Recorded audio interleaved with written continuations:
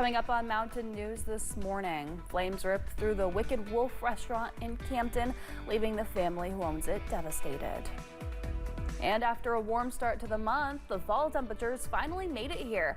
But are the leaves on that same page? Dedicated to Eastern and Southern Kentucky, this is WYMT Mountain News this morning.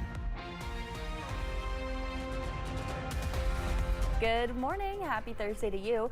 I'm Amelia Lee here with you on this October 16th. It's 5:33 this morning and time for a check of our weather with meteorologist Megan Dusmall. Megan, it is time in the mornings at least to go outside with a hoodie, maybe some sweatpants, really bundle up in the morning. Yeah, I do that every single morning. I definitely don't like wearing my multiple layers, but that just comes with this time of year. So that's what you'll probably have to do this morning. But the good news for some folks is it's not as cool as it was yesterday. Here's a look at current temperatures, mainly in the 50s this morning. Some folks even at that 60-degree mark, 61 in Somerset. Normally this time of year, we sit at about 48 degrees. So yes, definitely a little bit warmer than what you'd expect. Now in terms of this afternoon, we're going to see temperatures in about that 68 to 73 degree range, with some outliers. Looking at 75 is that high in Somerset and Monticello and Middlesboro, and 64 as the high in Wise and Logan, 66 in Clintwood. And we'll stay nice and clear throughout your day. No chance of rain to ruin your Thursday. Just a little bit of clouds this morning, which will clear out by the afternoon, and it'll be nice and sunny for most of your day. Again, no rain chance until Saturday night. That's when we'll see the rain returning and some storm chances entering the forecast. Amelia. In Buchanan County, Virginia, police have arrested a man in connection with an ongoing child abuse and death investigation. Police say they've charged Logan Curtis Boyd with felony child abuse and neglect, as well as felony murder. The investigation comes after police found a minor dead in the Van Zant area back in July. Boyd is being held in jail without bond. A Pike County man was arrested after he was accused of breaking into a home in Floyd County. It happened on Monday when police were called to a home in Prestonsburg in connection to a burglary. When they got there, police say a woman was sitting on the porch waiting for them. A victim told police that Daniel Meade lunged toward them before a fight broke out.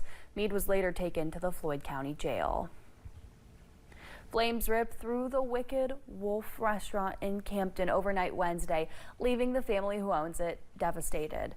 The Drapers moved to Eastern Kentucky from Massachusetts 4 years ago and say the restaurant quickly became their dream and their livelihood. They even recently took out a loan to expand. Now they say it's difficult to even put into words what this loss feels like.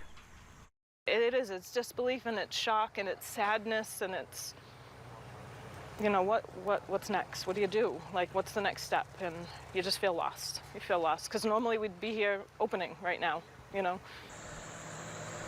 The Wolf County Volunteer Fire Department says the cause is still under investigation.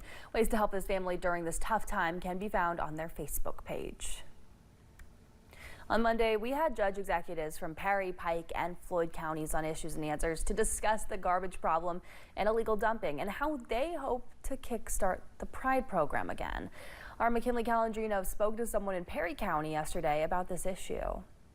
Charles Turner has lived in his Perry County home for about 40 years. One of his favorite things about it is his view of the Appalachian Mountains. It's just a beautiful place, especially this time of year with the leaves. But for the last 2 or 3 years, Charles says the view has changed as people have begun illegally dumping and trespassing across the ridge.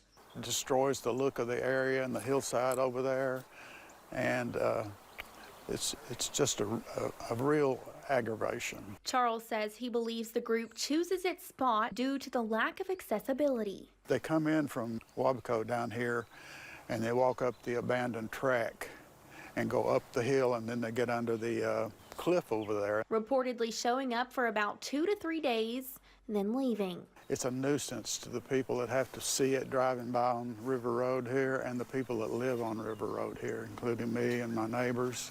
Turner says he has called the city police, but after a few days, they show back up. But I'm retired and have bad knees from the military, and it's if I didn't, I would go over there and clean it up myself. We have a pretty place here.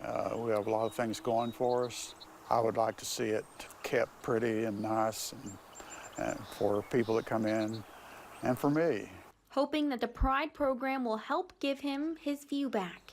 In Perry County, McKinley Calandrino, WYMT Mountain News. If you did miss that issue of Issues and Answers, you can watch all those previous episodes on our website, WYMT.com. In Laurel County, the city of London experienced a power outage yesterday. According to Mayor Randall Weddle, it happened when 2 transformers went out at a substation. The latest update the mayor provided on social media was just a few hours ago, and we did check a short time ago on poweroutage.com. It showed us only 45 customers in the county were without power. In Bowling Green, the National Corvette Museum broke ground on a new expansion project. Officials say it will significantly enhance preservation capability and public access to automotive history. The new facility will house some of the world's most historic Corvettes and artifacts. Corvette spans, the last 70 plus years of automotive history, and throughout that time it has hit different kind of pop culture or Americana high points. One example is the car behind me. This 1967 427 Stingray was once owned by Neil Armstrong. He actually drove this car while he was training for the Apollo 11 mission. It's expected to open next fall. Folks gathered at the Bobby Davis Memorial Park in Hazard yesterday for a workshop about tree health.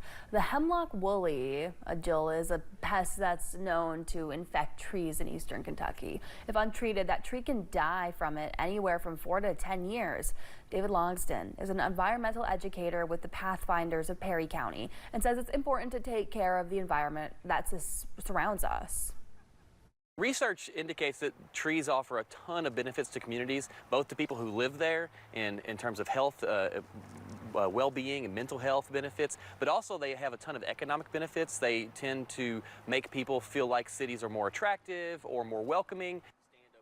And there are ways to prevent the bugs from infecting trees, including insecticides, treatments that homeowners can use to treat their greenery. A familiar face on WYMT is hoping to help kids in Floyd County find the face they want to wear for Halloween. WYMT's Buddy Forbes has the story. Is it me?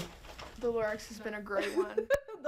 We've had a few Chainsaw Massacre ones. The legal team at Hesterberg Law Firm is making a case for Halloween spirit. This started last Halloween when I was attending several candy giveaway events and noticed that there were some children who either didn't have costumes at all, or in the case of one young boy I saw, all he had was a sheet with holes cut in it and going as a ghost for Halloween. Attorney Tanner Hesterberg decided to fit in some costume requests between courtroom appearances, working with his team to contact schools in Floyd County to figure out which students are in need of Halloween costumes to make sure trick or treat is, well, a treat. It is now our mission to make sure that every kid in Floyd County can be what they want for Halloween, regardless of their family's ability to pay for it. Hesterberg's assistants compiled the lists after receiving sizes and costume requests for 250 students in Floyd County. It's felt really good because you see so many people helping out during like flood relief and stuff, and like during Christmas and Thanksgiving, but you don't ever really see anything for Halloween. Those requests were organized into an online wish list, which the law firm has shared, asking the community to help the ghouls and goblins gear up. My favorite costumes are the kids who want to be something scary, because for me, I was Ghostface every single year for Halloween's. They say it is all about letting the kids be kids, or princesses, superheroes, monsters, the list goes on and on. So being able to help them and make sure that they have what they need to enjoy the things that we were able to enjoy when we were their age is just really heartwarming. With more than 80 costumes already purchased, Hesterberg is asking the community to keep the giving going. In the grand scheme of things, I don't think it's going to change anyone's lives getting a Halloween costume, but it may make this Halloween better for a kid and for their families. Until every kid has a costume. Buddy Forbes, WYMT Mountain News. You can find the link to contribute on our website, WYMT.com. Hesterberg is hoping to meet the goal of 250 costumes by the end of the week. Thanksgiving is a little more than 1 month away, but the prep work is underway now at the Lexington Rescue Mission. Each year they serve hundreds of meals for the holiday, but not without the help of the community. With just a few weeks left until they serve their 24th Thanksgiving meal to people in need, they're asking for help. Laura Carr with Lexington Rescue Mission says you just never know when you might need their services. We're serving about 250 meals a day right now. We have a lot of people that walk through our doors, many for the first time, just because they're hungry.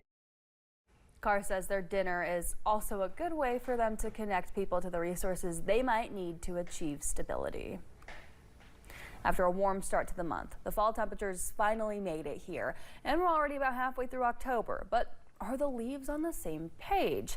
Carrie Spry is a UK horticulture extension agent for Clark County. She says the lack of rain in August really was the deciding factor on how things are going to turn out this year. Spry says the color change is not behind schedule. It's just not going to be a vibrant change like we can tend to see.